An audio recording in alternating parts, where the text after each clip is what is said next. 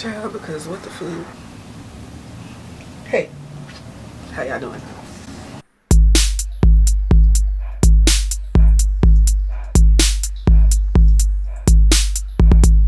I'm gonna do like a slight get ready with me.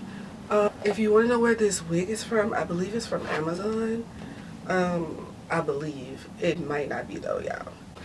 I be lying sometimes. I'm gonna go get my shadow work journal, and we're gonna talk about shadow work. We're gonna talk about like self-care. Well, shadow work is a form of self-care, and that's what we doing. We gonna go through my shadow work journal, which is also my sketchbook, and what we're gonna do is we're gonna talk about the things I've wrote, the prompts. I like put the prompts on the screen. If I'm looking over there, I'm looking at the viewfinder. But I'm going to put the prompts on the screen, and I'm going to tell you guys, I want to basically reflect. So I'm going to tell you guys the gist of what I wrote, and then I'm going to, what I'm going to do after that, and I'm going to reflect on it as for the me now, and hopefully like at the end of the video, I'll put like a screen of like all of the prompts so that y'all can screenshot the prompts and then use them for your own good. Yeah, so let me charge my camera up a little bit more. Let me grab my shadow work journal, and we can get right into this video. Right now I'm going to use my Tula Mary Jane CBD Glow Mask. It's one of those masks that you don't have to wash off, which if you're lazy, it's perfect for you. Right now I'm being lazy, so I'm just going to use this, and then we can start talking about shadow work. Boom. I got introduced to shadow work from a friend. She read my tarot. She read my cards or whatever. And I remember getting pulled the Fool, the Moon, and the Magician. Those are the ones I remember the most. And she was like, I'm an Aquarius. First off, I'm an Aquarius with the Scorpio Moon and the Aries Rising. Boom. I believe. Yeah, sun sign is Aquarius. Yeah, I think that's how I go. I'm very knowledgeable on this stuff. I'm just like, my brain be like, blue, blue, blue, blue. Like, my brain be like, y'all know that monkey. And it be like, shh, shh. That's how my brain be sometimes. So, boom. So, that happened or whatever. She was like, as an Aquarius, you know, I'm gonna need you to, like, do some shadow work. So, I'm like, what? Like, I kind of figured, like, what I didn't know, I knew what shadow work was, but I didn't know like how to do it. Like, I didn't know that like they were that were whatever the terminology go, that there were prompts for you to like check out and go on like in the internet and find them. I'm gonna just put this button on. It's lifting up on the side, but I don't really mind because it's on the side. So boom. So now I'm using the cream shop. It's not gonna focus. But anywho, so I went ahead and I googled like prompts. So basically shadow work is like all of these, you get a journal, and you use these prompts to like help dig deeper within yourself in order to like correct some like childhood traumas, to bring stuff to the surface that you've hidden, things like that. So like, to figure out why you react the way that you react to certain issues, why certain triggers are your triggers, things like that. So I think that was a few months ago. I think maybe October, November, like November, December sometime. That's when I first started doing my shadow work. As an Aquarius, I do tend to like push shit aside, shove shit down, be like it's whatever, like, but like I have such like a hard persona, and especially because I have a Scorpio, like I'm all fucked up. I got Aries fire, I got Scorpio, and I have Aquarius in me. So like when it comes to emotions, either I don't know how to deal with it, or I'm very, very emotional. And I feel like that's for everybody, but it's like to an extent, it's like hyperdrive for Aquarius. It's like we are so emotional, but we don't want you to know that we're emotional. And in some cases, like, we don't even want to feel our emotions, so we like detach, and we don't be knowing what the fuck we be saying. We don't, like, because we've been like so hard on ourselves for having emotions, we don't know what we really feel. So what I started doing was I started to do shadow work, and I started to like go through and be like, okay, when I'm angry, how do I like notice my triggers? How does like anger make my body feel? What color do I see? What does anger feel like? What does anger sound like? What does anger, like, things like that, to try to better understand emotion. Because I am, okay, I thought I wasn't recording. I am like 23 years old, and I should be emotionally intelligent, at least for myself. And it was hard, not it was hard, but like, and I also want to like break down those generational curses and be better for my partners, for my friends, for my children if I decide to have them, like shit like that. So I started doing shadow work. I will say that doing shadow work has helped me stop lying to myself about my emotions. Okay, my fault, y'all. I ran out of storage. So anyways, because I would sit there and be like, everything is fine, or like I would like not be honest with myself about my emotions, about how things made me feel. And that's wrong. That's wrong, because I'll be like, I don't know what's wrong. I don't know what to tell you, or like, I don't know how I feel. And it's not that I don't know how I feel, it's that I don't take the time out to process how I feel. If we're being honest, I skip that whole process. I instantly go to like, I don't know. I don't know.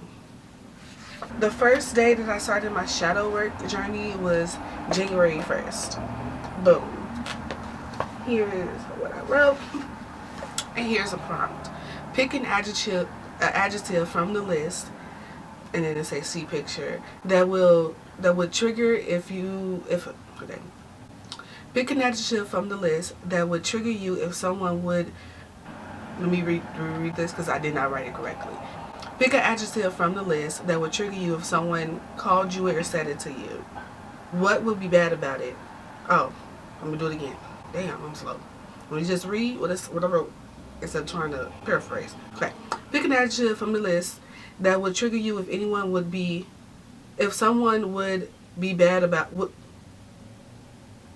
Okay, boom. Okay, so it's like, pick your adjective from the list that would trigger you if someone said it to you. What would be bad about it being true? Is it the accuracy or inaccuracy that bothers you or bothers me? It could be a positive aspect to being that way. And then here are the words.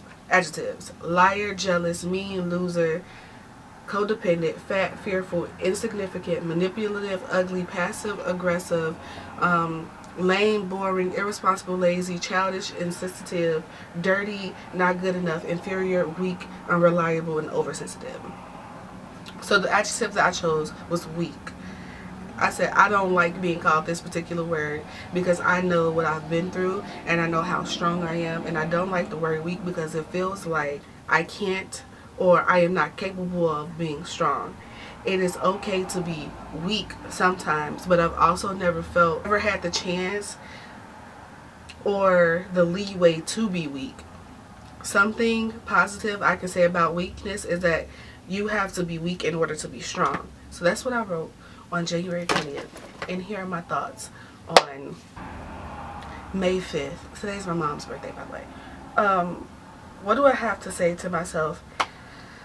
It's accurate. Like, I feel like I've never been in any type of relationships where I was allowed to be vulnerable, or at least I felt comfortable enough to be vulnerable. As of recent, I would say I've gotten into a relationship that has made me feel safe enough to be vulnerable, even though it's still like a journey. Because like you can't just like wake up one day and be like, oh, I'm gonna be vulnerable. Like, it's a journey. It takes steps. It takes time, and I'm working on that part of myself. But I do feel safe enough to do that. I just don't know how to do that in my relationships right now. It's easier for me to do it with my friends. The friends that I have now, the friends that I call family, they make me feel like I can be vulnerable to them. We've gone through so much together. So I've now built that, like, okay, like I can be vulnerable. It doesn't hurt to be vulnerable. It doesn't hurt to be weak. That's that on that bit. I don't know where my toner is, the one that I normally Olay toner, the Olay Mist. I also don't know where all my serums went. So we just going straight into the moisturizer, which I wrote on January 21st is, what is the biggest promise you made to yourself that you have broken? How does that make you feel? The biggest promise that I made to myself was that I would never be in a relationship with someone like my father. Boom. I'm gonna give y'all some context. Growing up, I felt like, in a sense, or in many senses, my father was a coward. And he didn't, like, own up to, like, the shit that he was doing. And things of that nature. I feel like everyone who has, like, daddy issues feels the same way. Like, the niggas was a coward. Like, he was a bitch. He was a whole ass bitch out here. And so then I got into a relationship with someone, and at first I didn't notice the similarities with this person and my father, but like as the time went on, I noticed the cowardism. I'm not trying to like slander dude ass and nothing like that, because like quite frankly it's whatever. Like it was multiple partners that I had that were like coward. It was me being the one who would like own up to shit. It was me being the one that would like have those like they would cower out a lot of situations and put them on me to figure it the fuck out, basically. And if they didn't do that, they would try to over-masculate the situation. That's the word I want to use. Over-dominate it. Like, it was real narcissism. It was like all of that. All qualities in which, like, were in my father. So I told myself that, like, yo, like, I'm not gonna fall in love with someone that's like my father, and I allowed myself to do that time after time after time again with these cowardly ass niggas and bitches. Okay, at first it made me feel terrible, but then I realized that I needed to experience it firsthand in order to understand that that's not what I want. A promise that I've made to myself is that see red flags and leave first. The first time you see them. That's a new promise to myself, and I think that I've broken that promise in some senses, but in some cases, like, I'm happy that I did break those promises, because I feel like I'm not going to treat someone that I am with like the last person, but I will be very wary. I will be very cautious. I do listen, and I pay attention, and I put two and two together, and then I'll ask and see if it makes 4 or if it makes 23. Because if it makes it 23, then I'm slapping the fuck out you. That's when I did on the 25th. What do you think is your worst trait? Why is it bad? What aspects does this trait bring with it? So I put my worst trait is me being emotional inability, which is true. Sometimes I'm very unemotional, and I don't know how to express my emotions, which I said in the beginning of the video. It confuses me and my partners, and sometimes my friends. My traumas have affected this tremendously. It's bad because I'm afraid to say how I feel, because I feel like I don't know how I feel. 100%. Emotions are still confusing to me. I'm still working. Like, it's only been like 3-4 months, and I've been working on myself. Sometimes I don't process when people ask me questions or trying to figure shit out, and I just be saying shit. Like, I just be pulling shit out my ass, and it's not that it's untrue. It's how I feel, but it might not be how I feel in the moment. It's how I felt, and I'm just applying it right now to give you the answer that you need. And I feel like I find myself doing this when I got my back to the wall and somebody needs an answer from me now. And I'll be like, yo, bro, like, I can't give you no answer right now, bro. Like, I don't know what the fuck going on with me. I don't really know. And I need to start having the language to, like, tell somebody, like, bro, like, right now, I have no answer for you. I have no clue. I don't know what the fuck is happening with me. But when I figure it out, I'll let you know, and we can have the conversation. But I still, like, but sometimes I feel like that's bullshit, because, like, I be like, my motherfucking partner gonna be like, bitch, how the fuck you don't know how you feel? And I'm just like, bitch, because feelings are scary. This is scary. This is terrifying. Okay, like feelings, me with feelings, bitch. What? Like, relax. See, like this, like on the 25th, I feel like that's when I started getting into it. If you truly loved yourself, what would your life look like? Is it very different from how it actually is? If yes, why? My life would look very similar to what it is now, except I will be more successful and I will be smaller. Again, heavily insecure on my weight. Right now, I'm not too insecure about my weight.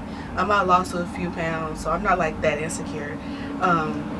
That's also part of the reason why I wasn't on YouTube, because my face got fat as fuck, and I was like, yo, like I look ugly, and I can't do this ugliness, so we not gonna do this YouTube. That's just being completely honest. That's how I went. I was very depressed. I was not giving myself leeway.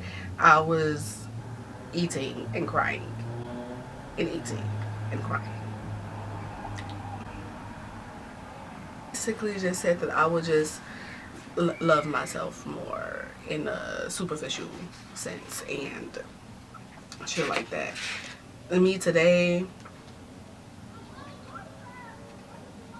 I would be successful. Like I will be extremely successful. Like I will be an icon. Like this, nothing has changed, except for the weight part. But nothing has changed. I think I'll do one more. I have one more for the month of January. Think of a time someone broke your heart. Could you have been responsible in some way as well? Every time I got my heart broken, I felt responsible because people showed me why I shouldn't mess with them, yet I continue to do so in hopes of fixing them. I can only blame myself for not believing them when they showed me who they were. I also allowed myself to be disrespected. Me today, I agree. I take some responsibility for every heartbreak I've ever had. I've allowed relationships to go on for a longer period of time. For a long period of time when I knew like it was time to end it, I've drug out relationships in fear of being alone. I've done all of those things. I'm responsible for that.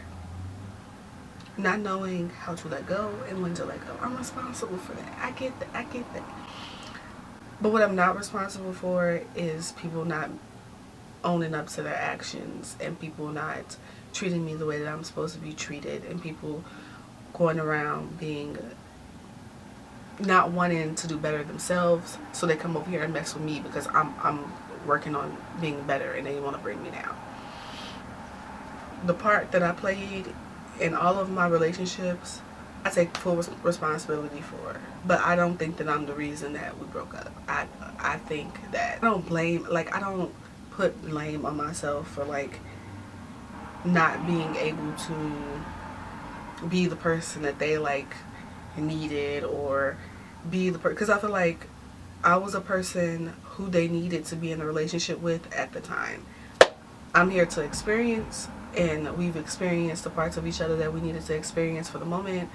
I don't feel the need to backtrack. I don't feel the need to put this bitch in reverse and go back to that, because I know how it feels. So I'm about to start getting ready for work.